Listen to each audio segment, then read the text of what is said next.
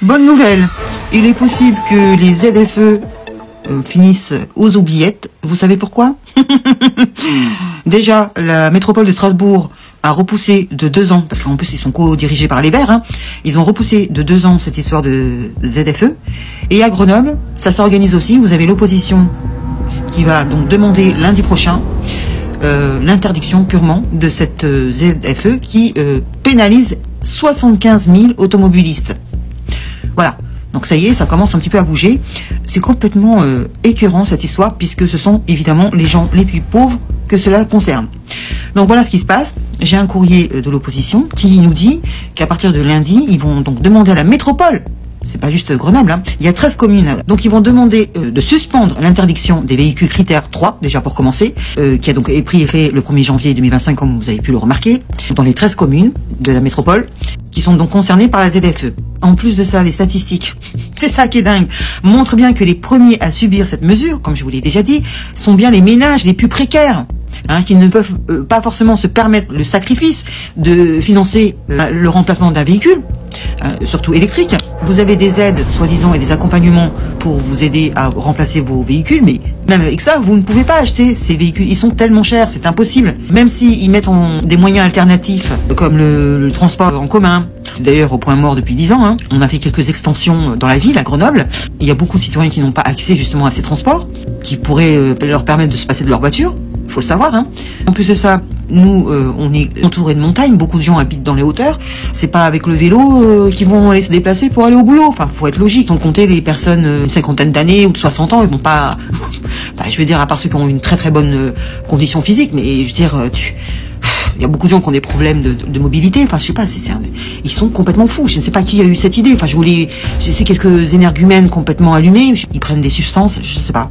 Donc, pour en revenir aux aides, évidemment, le compte n'y est pas, parce que même si vous cumulez les aides accordées par l'État pour changer votre véhicule, celles qui sont aussi données par les métropoles, qui sont extrêmement réduites compte tenu de la conjoncture, puisqu'on veut faire des économies, il y a beaucoup de ménages qui n'ont pas d'autre choix d'utiliser leur voiture, puisqu'ils n'ont pas les moyens de s'acheter tout bonnement une voiture neuve, c'est tout, point.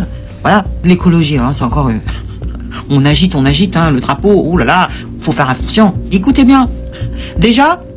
L'argument écologique qui est à l'origine de l'instauration de la ZFE, elle est évidemment de moins en moins entendable aujourd'hui.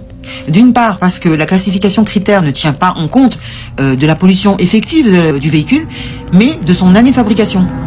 C'est illogique.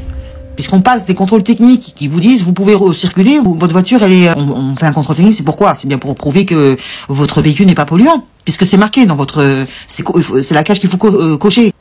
Et en plus de ça, vous avez des anciens véhicules qui polluent parfois moins que des modèles plus récents, donc alors qu'ils passent à travers les mailles de la ZFE. C'est complètement fou cette histoire. Et en plus de ça, il s'avère également qu'ils ont envoyé au rebut des dizaines de milliers de véhicules qui auraient pu encore rouler pour les remplacer par des véhicules neufs. Oui, sachant que la fabrication ou le coût de la fabrication de ces véhicules électriques, ces véhicules neufs, n'est pas du tout écologique déjà d'une part.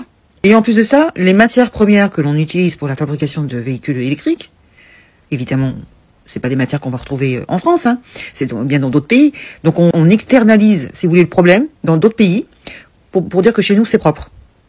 C'est pas du foutage de gueule ça, Surtout des pays plus pauvres, Oui, bon, on connaît la chanson.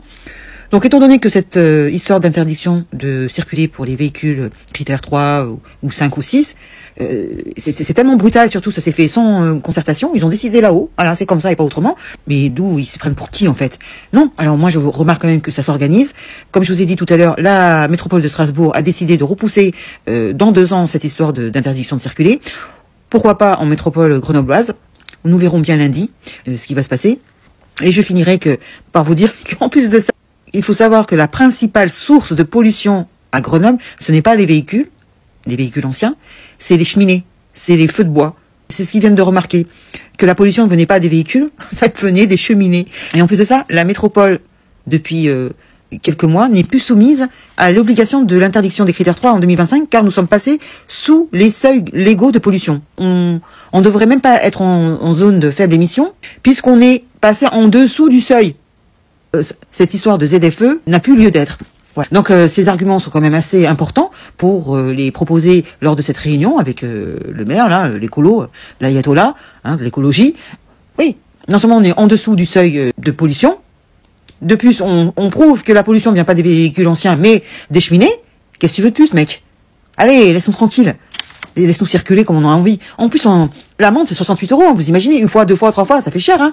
Tout ça, c'est de l'impôt déguisé. Voilà, c'est tout. Allez, dites-moi ce que vous en pensez. J'espère que ces histoires de ZFE, ça va s'effriter. Hein. Finir aux oubliettes, comme d'habitude. Parce qu'ils avaient déjà mis ces histoires de vignettes, il y a, je crois, en 2018. Et là, ça recommence. En fait, c'est toujours les mêmes idées qui remettent sur la table. Il n'y a aucune originalité. C'est toujours la même chose. Allez, je vous embrasse. Laissez-moi un commentaire. Ciao.